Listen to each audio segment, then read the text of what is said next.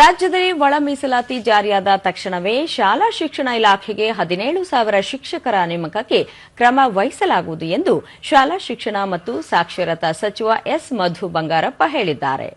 ಚಿತ್ರದುರ್ಗ ಜಿಲ್ಲೆಯ ಹಿರಿಯೂರು ತಾಲೂಕಿನ ತಾಳವಟ್ಟಿ ಗ್ರಾಮದಲ್ಲಿ ಸರ್ಕಾರಿ ಹಿರಿಯ ಪ್ರಾಥಮಿಕ ಶಾಲೆಯ ಶತಮಾನೋತ್ಸವ ಕಾರ್ಯಕ್ರಮ ಹಾಗೂ ನೂತನ ಶಾಲಾ ಕೊಠಡಿ ಉದ್ಘಾಟನೆಯನ್ನು ನಿನ್ನೆ ಅವರು ನೆರವೇರಿಸಿದರು.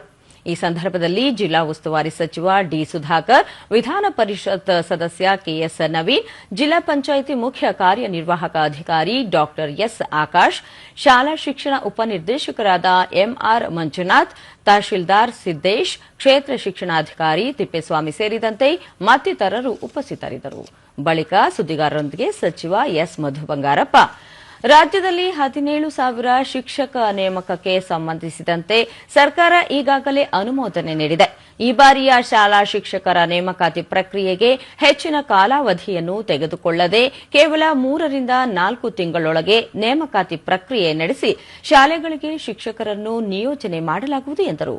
ರಾಜ್ಯ ಶಿಕ್ಷಣ ನೀತಿ ಕರಡು ವರದಿ ಸಲ್ಲಿಸಲಾಗಿದ್ದು, ಅದರಲ್ಲಿರುವ ನ್ಯೂನತೆಗಳನ್ನು ಪರಿಶೀಲನೆ ನಡೆಸಲು ಉಪಸಮಿತಿ ರಚನೆ ಮಾಡಿ ನಂತರ ಅಂತಿಮವಾಗಿ ಅನುಷ್ಠಾನ ಮಾಡಲಾಗುವುದು.